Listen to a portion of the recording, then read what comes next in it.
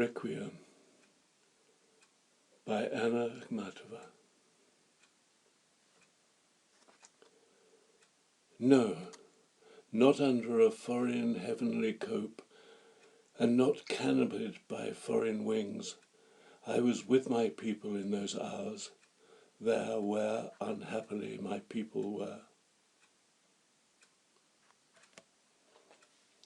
In the fearful years of the Yezhov terror, I spent 17 months in prison queues in Leningrad. One day somebody identified me. Beside me in the queue there was a woman with blue lips.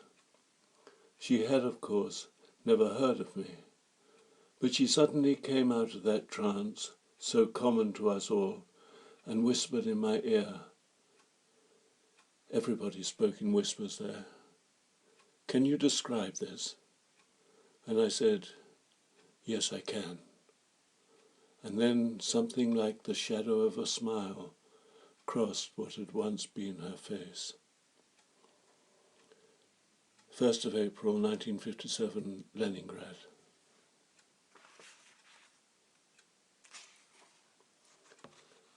Dedication. The mountains bow before this anguish. The great river does not flow.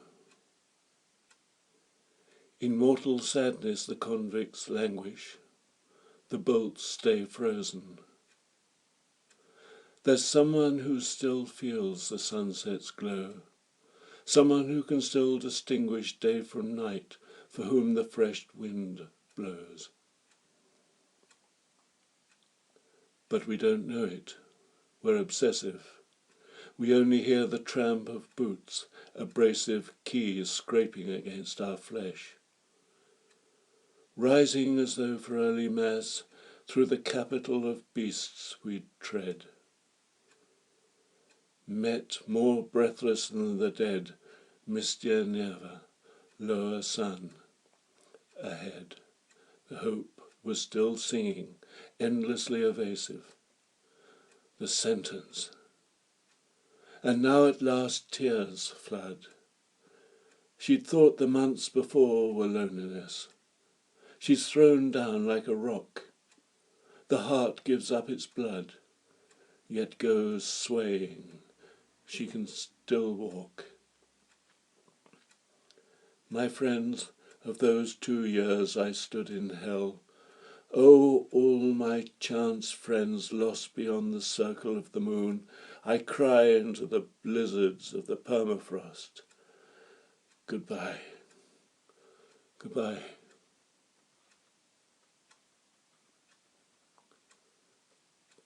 Prologue.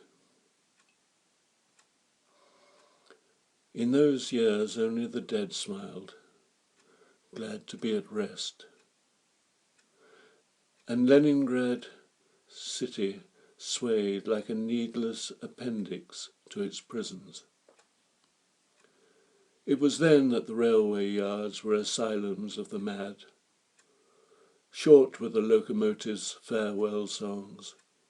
Stars of death stood above us, and innocent Russia writhed under blood-stained boots and under the tires of Black Marias.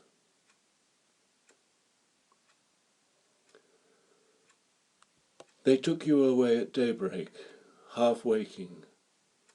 As though at a wake, I followed. In the dark chamber, children were crying, in the image case, candlelight guttered. At your lips, the chill of an icon, a deathly sweat at your brow. I shall go creep to our wailing wall, crawl to the Kremlin towers.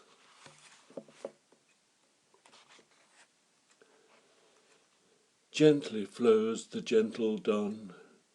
Yellow moonlight leaps the sill, leaps the still and stops astonished as it sees the shade of a woman lying ill, of a woman stretched alone. Son in irons and husband clay, pray, pray.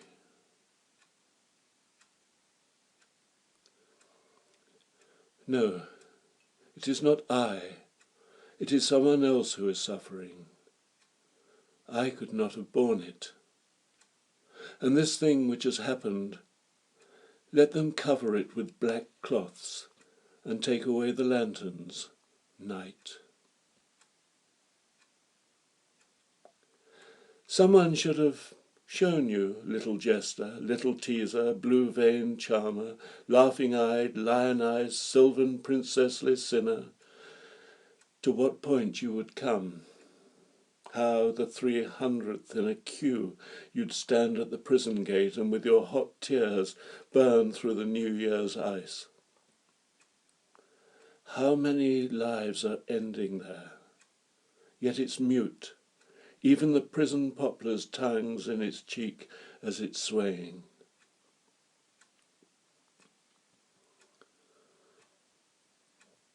For 17 months I've called you to come home. I've pleaded, oh my son, my terror, grovelled at the hangman's feet.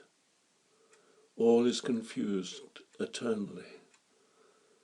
So much I can't say who's man, who's beast any more, nor even how long till execution. Simply the flowers of dust, censers ringing, tracks from a far settlement to nowhere's ice, and everywhere the glad eye of a huge star's still tightening vice.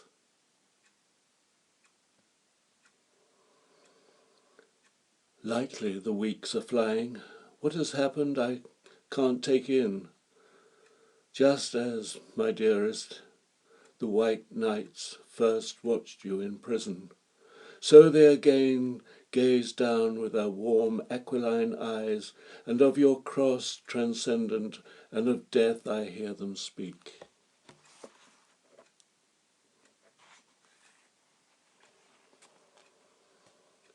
The sentence.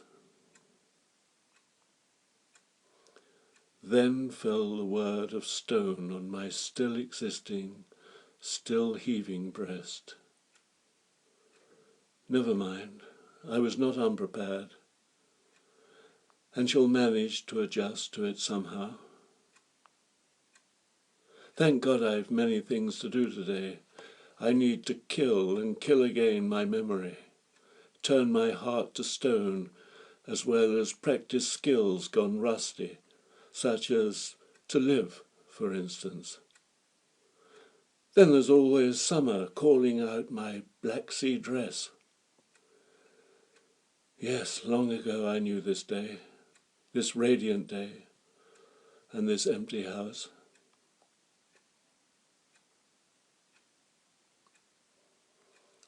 To death.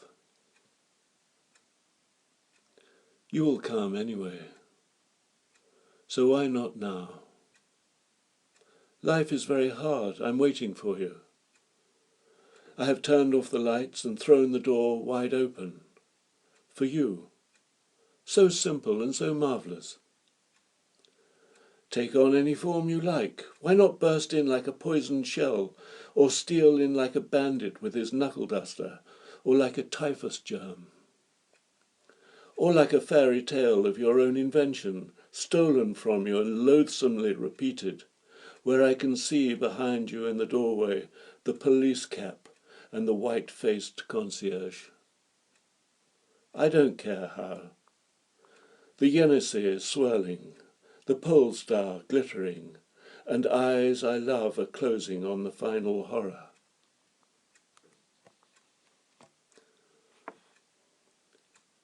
Already madness trails its wing decisively across my mind. I drink its fiery wine and sink into the valley of the blind. I yield to it the victory. There is no time, there is no room, except to sue for peace with my however strange delirium. I fall upon my knees, I pray for mercy. It makes no concession. Clearly I must take away with me not one of my possessions. Not the stone face, hollow blanks of eyes, my sons, through pain's exquisite chisel. Not the dead's closed ranks in the hour of prison visits.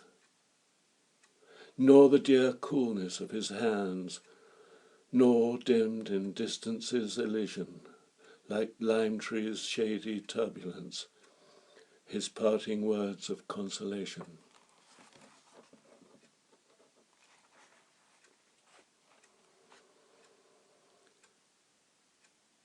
Crucifixion. Mother, do not weep for me, who am in the grave.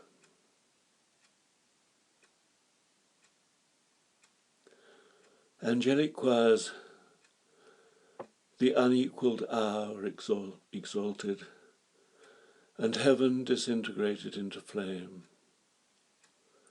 Unto the Father, why hast thou forsaken? But to the Mother, do not weep for me.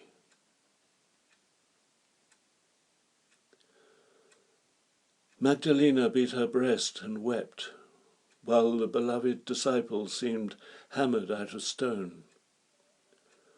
But for the Mother, where she stood in silence, no one as much as dared to look that way.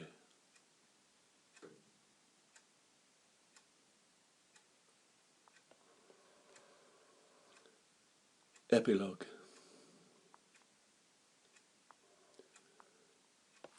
There I learnt how faces fall apart, how fear looks out from under the eyelids, how deep are the hieroglyphics cut by suffering on people's cheeks. There I learnt how silver can inherit the black, the ash blonde overnight. The smiles that faded from the poor in spirit, terror's dry coughing sound. And I pray not only for myself, but also for all those who stood there, in bitter cold or in the July heat, under that red, blind prison wall.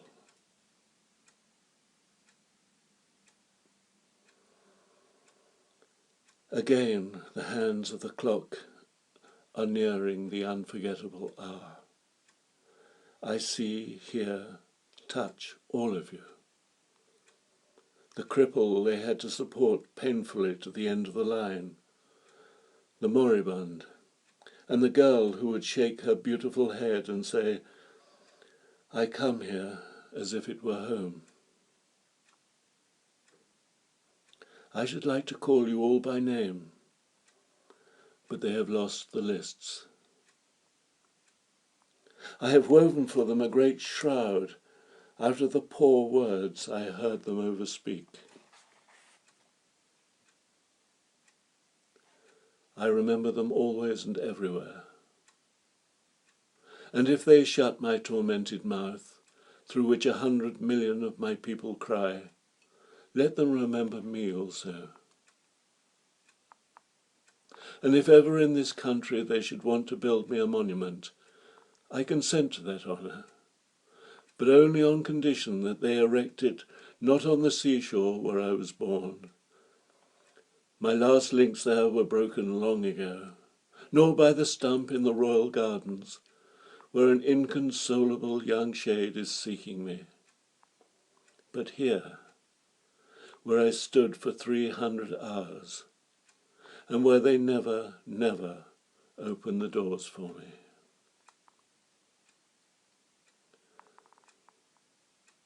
Lest in blessed death I should forget the grinding scream of the Black Marias, the hideous clanging gate, the old woman wailing like a wounded beast.